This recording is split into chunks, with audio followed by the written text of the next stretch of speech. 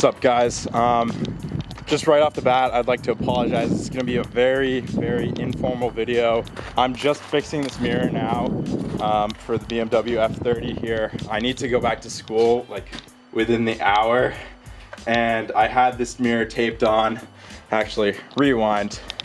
For those of you who don't know, for those of you who don't follow my Instagram, for those of you who haven't seen my previous videos, last night after I did the photo shoot on the new wheels and tires on the Beamer here, I hit a deer and it knocked my mirror off, messed it up pretty good. It was dangling by just the wire, and I had it gorilla taped back on just temporarily so I could drive around. Let me set the camera down.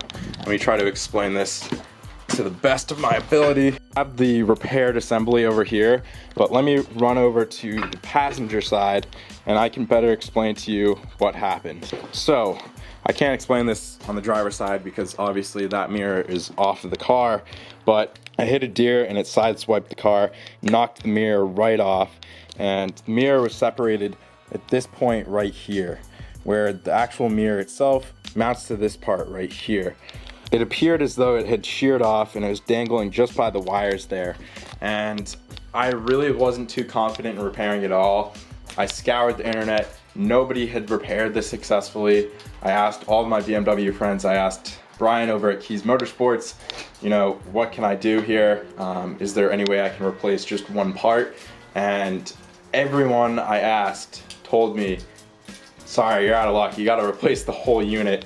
And on my vehicle, at least, I looked it up. I have the heated mirrors, auto dimming mirrors, and I have the little surround view camera under here.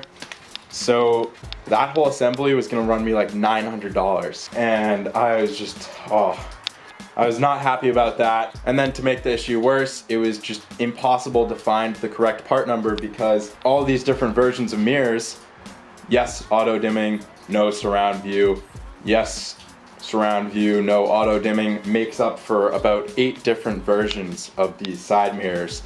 So I was just getting really frustrated. I said, you know what? I'm gonna go out there, I'm gonna go tear this thing down right now and see what I can do. And I didn't film the process because I really didn't expect this to work, but I actually had phenomenal success here, and I wanted to make a quick impromptu video just to share the process with you guys, because I'm sure I'm not the only one that has experienced this issue. I read up on the forums that somebody else encountered this issue and they ended up taking the car to the dealership and shelling out about $1,200. So that's the whole reason I made this channel. It's to save you guys money, save you guys time. So let's get into the repair here. Here is our driver's mirror assembly, the one I just repaired. So to disassemble this unit, the first thing you need to do is remove the actual mirror itself here. Now to do so, you're gonna need to put the mirror all the way in the up position, and then you'll take a plastic pry tool. Pardon, I'm really sorry guys. I wish I had filmed this process, and those of you who have watched the channel for a long time know that this isn't how my videos usually go. I'm usually much more in depth, much more specific in showing you exactly how to do things, but I hope you guys understand that I have to leave the house here in 45 minutes, and I'm doing the best I can. So basically, as I was saying, you're gonna insert a plastic pry tool into the gap that's formed here when you put the mirror in the up position. You're gonna pop off these clips in the circle here. Do be very careful, especially if it's cold out. You don't want to break the clips. So you're gonna pop that off, and then you may or may not have connections. I had 2. I had this little white connector and then these little connectors here. So pop those off. I did put a black mark on this one and then a corresponding black mark here, just in case there's any difference in polarity. So you get this removed. That's step 1. Step 2 is removing the mirror cap. Now, this was pretty easy for me because unfortunately the tabs broke off in that location and in this location. Just one tab here holding it on. But for those of you with intact mirror covers, you're gonna have 3 clips. You're gonna have one up here, one down here, and then one all the way on the left. So simply squeeze those tabs, push out the mirror cap, remove it, and then you're left with this assembly here. Now, as I said, this main mirror assembly was separated from this assembly here. And let me show you exactly where that happened. So taking a look at it here, where the two connect is in this little socket here. And there's these 4 little fingers, if you will, that are shaped like this, and they grab on to this piece of metal. Now, what happened when my mirror got knocked off the car is 2 of those fingers got bent. And I should have some pictures to overlay in the video here to better explain and better illustrate, but those tabs got bent and that would not allow me to reinsert this and lock it into place. So I only had about a 1-inch gap between this piece and this piece. I tried getting my pliers in there and straightening out those fingers, the silver fingers that is. And I just couldn't get enough leverage with my little needle and those pliers. So what I did was I further disassembled this. You'll have a number of these little tiny T10 torque screws. They go in these holes here all the way around the perimeter of the mirror. And then you'll have one more located right here towards the blinker indicator part of the mirror. So you remove those. That will then allow you to remove this piece. You can pull this off after you disconnect your surround view camera right there, if equipped, and your indicator connector, which plugs in right here. Release the clip. You can then remove this portion, set that aside, and this is where you're golden, right here. Now, you might be asking, why does this matter? How is this relevant? So when you get to this point here, when you've disconnected your surround view cable and freed up this cable from its little place here, you'll have enough slack in this cable. You can't fully separate the two because this is soldered in and you really don't want to mess with that. You'll then be able to get like a 4-inch gap in between this piece and this piece. And you can see here the marks from my vise. So what I did was took this unit, brought it up into my vise here, opened it up to accommodate this piece, and I put one jaw of the vise on this edge and or this edge. As long as it was a flat edge, I put that jaw there, and then I put the other jaw on the little metal fingers that were bent, and I just slowly cranked down on the vise ever so carefully until I got these fingers straightened out. And miraculously, as soon as I did that and I went to reinsert this mirror into this receptacle socket here, it popped right into place. It locked right in, just good as new. And you can see and verify here that it is indeed locked into place. Everything matches up as it should, which is just beautiful. I'm just so happy to have fixed this without dropping $900, because all the components are still perfectly functional. The surround view, heated mirrors, the blinker, everything, it all works. So very happy about that. I'm working on getting it reassembled here. As I said, I do need to leave. I'm trying to get back to school before it gets dark out. It's probably not gonna happen, but yeah, I'm gonna work on reassembling this. I'll give you guys some more tips and tricks here. Just bear with me. All right, so I've got this thing reassembled. I have all my little torque screws installed there. As you can see, those are T10s once again. I'm now gonna show you how to mount this back up to the car, and that'll be useful to you because of course it's the same process yet reverse to remove it from the car, because I didn't film the removal process, but you guys will understand what I'm saying here. So please excuse me just allowing the door panel to hang here. This is not good practice. You should disconnect it from the car, but once again, I was in a big rush here. So first step for reassembling, or the last step for removal, is plugging this back into the mirror.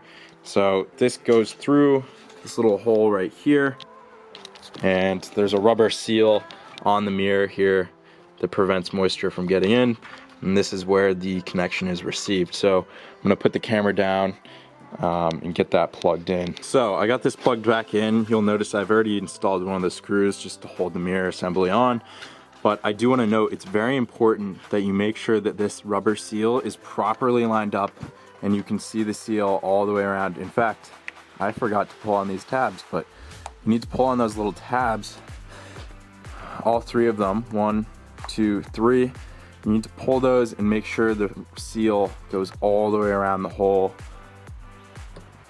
Still need to get mine seated. There we go. So yeah, you really don't want any moisture getting in here. Make sure you get that seal properly seated. And then you'll have 3 T30 Torx screws holding on the mirror here. I'm gonna reinstall these 2. So now that we have the mirror mounted up, we just need to reinstall this trim right here, along with this little foam piece, little insulating piece. And this is all friction fit, there's no fasteners. Just press that into place. Make sure we get our seals around. Just make sure that hooks around that edge there to hold it in place. Now I just gotta reinstall the door panel, which is very straightforward. Yes, I'm sorry, I have coupons and cables in here, but as you guys probably know, the door panel just clips right into place on the door. There's clips all along, and then there's 2 T20 Torx screws, but I'll get to that in a minute. All right, with the door panel reinstalled, you can now reinstall the 2 T20 Torx screws. There's one down at the bottom of the door handle right here, and one right at the top. Now just gotta pop on our door handle trim here. Okay, there we are. So let's now install our mirror, and hopefully that's the end of it. All right, popped that sucker on. Gonna have to wipe off my greasy fingerprints. And I may only have that one clip on there, but I think this mirror cap should go on okay.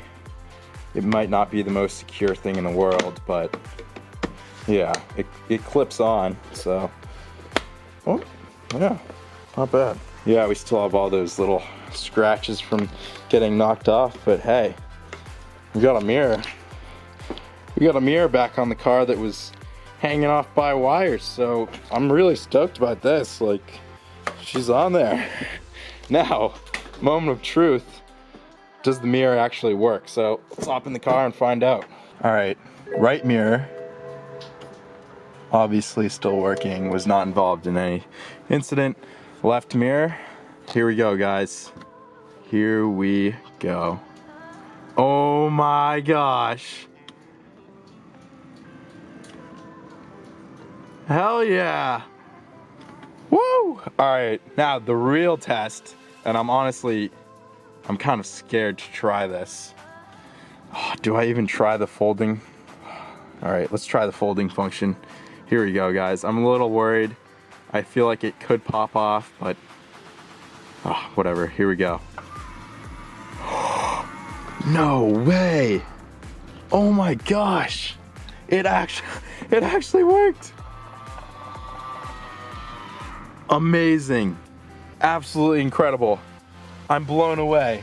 I am blown away. We just saved $900, guys. Oh my God. I'm gonna start this thing and back it out. Yeah, I gotta reset my TPMs.